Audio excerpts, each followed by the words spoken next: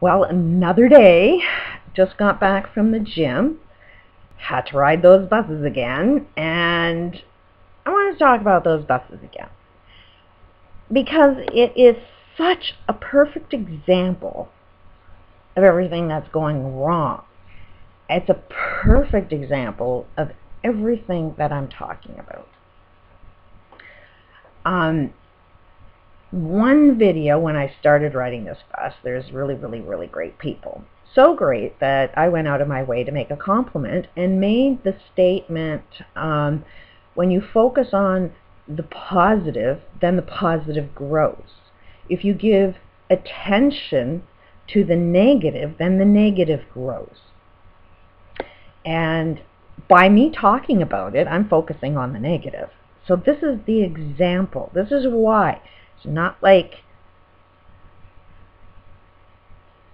how can I say it? In one way this is a good thing, in one way it's a bad thing. But I'm doing this as an example of what it is that we all do. And, you know, you run into a negative situation. It definitely affects your life. When you look at these transit system, even though I'm not working for someone, that is my fear, is if I go back into a workforce, I don't want that stress. And I mean, today there's one girl that was waiting on the bus and she was freaking out because she's late for work because the buses didn't show up. And do you think she's going to get in trouble? Do you think she's going to get fired because she's late? That's what they do. This is what employers do right now. That if you can't get yourself to work on time, they fire you. Especially in this economy, because there's so many people looking for work. It's easy. You know, they would prefer to get somebody who has a car that can get to work on time than somebody that takes a bus. It's not rocket science, because a business cannot pay, can't survive paying for an employee that's not there doing the work. They need the work done. Otherwise, the company shuts down. So it's a chain reaction that goes on. So that's the stress that's involved when, buses don't work effectively. So how is it that you can just ignore something so negative that, this is like, for those that are on a bus, for one thing, there's probably a good chance they're working minimum wage and barely able to pay for their basic needs anyway. So if they lose their job, they're even in a worse financial situation. So when you know that you're about to go homeless because some bus is late, then, what's the knee-jerk reaction is to get pissed off. Like, you're in fight-flight mode now. And I did do a little bit of research on the Kelowna bus system, and the one really bad driver who's best friends with the union rep, he doesn't give a shit about anybody else's job. He was only concerned about his own job. Today's experience, I ran into a really great bus driver. Totally different driver. I never seen this guy before, and really great guy. And I wanted to ask some questions. This is where I ended up finding out most of the information I found out, is because I'm just a person that will ask everybody any kind of question. I will drill you with questions until I get the information that I'm looking for. And one thing I wanted to find out is what was going on yesterday that the bus didn't show up, because apparently it was his route. And apparently his bus broke down. And then when he got a new bus, the second bus broke down. So this is what's happening, is a lot of people aren't able to get to work on time because of maintenance problems. They don't keep their buses up. Signs of an economic collapse right there. And this causes tension. And bus drivers are not understanding what's going on with people that are waiting for a bus. And so I continued on with this conversation with this guy, and I asked him, okay, if this was you, would you have let me off the bus yesterday? And he says, oh, he said, sure, that's a judgment call. And he says, if it was me, I'd let you off the bus. And then I was letting him know, you know, people get fired for being late for work. And he's, no, you can't get fired from a job just because the bus was late. And it's like, what planet are you living on? This is a good bus driver, too. And you know, he didn't mean to say something wrong.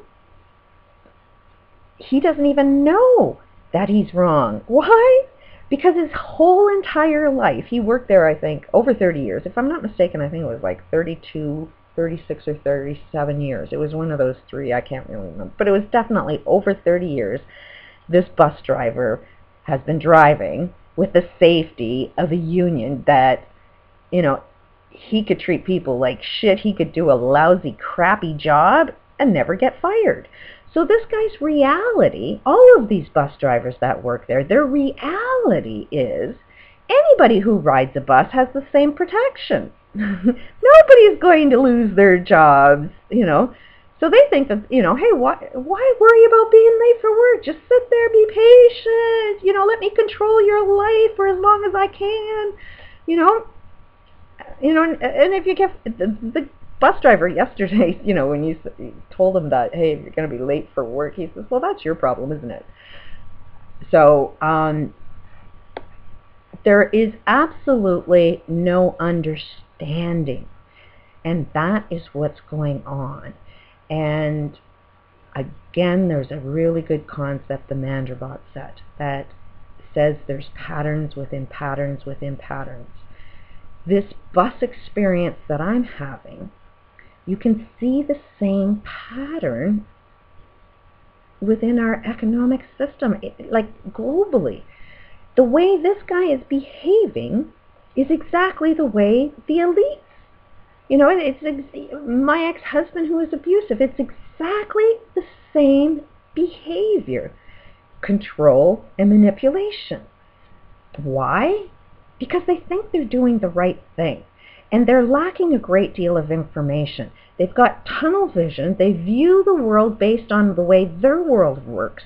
But they don't know how to step outside of their life and put themselves in somebody else's shoes to see how their beliefs and their actions may affect somebody else's life. And that's all it is that we are lacking information. And how I notice that is because I ask a lot of questions. And when you ask a lot of questions, you gain a lot of answers. And when you gain a lot of answers, you can see the perspective of where everybody's coming from. I can, you know, if this guy was, you know, totally protected, that he could treat people like shit, he could show up late for work, you know, he could do whatever he wants and never ever lose his job and get a really big paycheck at the same time. If he lives that way and thinks everybody else is the same, then it kind of makes sense why he would say, hey, why don't you just be patient? You know, like, you won't lose your job. I don't lose my job, so you won't lose your job, so you're just a little crazy for not being patient. It just doesn't make, you know, like, if this guy had more information, I doubt very much that he would treat people that way. And then another concept that I want to bring up is, why do bad things get attracted to you? And because I've also been saying that you are the one that attracts your experience. So there's zero question that something within me definitely attracted that experience. And what is that? And this is the part where you really have to be honest with yourself, and it's really, really a hard pill to swallow. But when I was a kid and experiencing abuse, that is one of the questions I wanted to ask is, okay, why am I attracting all of this abuse? What's inside of me that has me having these experiences? And when you use intuition, you speak with the problem, find out what it wants. Apparently, I came on this planet to solve a few problems. And it's like, you cannot not experience a problem unless you experience the problem. You cannot solve a problem unless you have a problem. And like, there's two different types of people in the world. Those that solve problems and those that create problems. And I have zero idea why people come on the planet to cause problems. Well, I kind of have an idea, and it's more or less, it's the motivation to make me solve it. Because as a human, I improve my own potential. If I become a master at solving every problem known to the human experience, my DNA changes. I evolve as a human being. You get educated every time you solve a problem. You know, when you are experiencing the problem and you live in the problem, then you're sort of going backwards. You're gaining information, and, you know, if you repeat the same, you know, this is shit, this is shit, this is happening to me all the time, and you replay that same thing over and over again, you're not gaining new information. You're sort of like stuck. You're chasing your own tail. And when the pain gets great enough from chasing your own tail, that's when you start asking for new information. And when you get new information, then you can maybe find a different path. So why did this guy, you know, why did I experience this negative experience? And it's like, clearly to talk about it. You know, I've got a channel. To me, when, you know, somebody is giving me information that says, hey, here's how to solve all problems. If my life was wonderful, and I'm telling you how it's done, then you can't relate to me at all. I can't relate to other people right now that, you know, hey, just be the love. Hey, just, you know, it's like, on what planet does that make any sense to you? You know, like, if you've got all of the money in the world and you're telling me to just be the peace, just be the love, you know, what about the problem? Do we just ignore the problem? You know, and I'm not seeing any, like, motivational speakers that can really relate to the problem and how to actually solve it.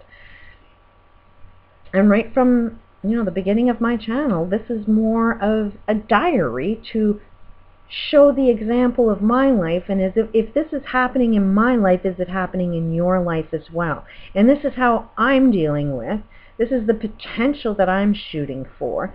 And if I'm able to do it, then so can you.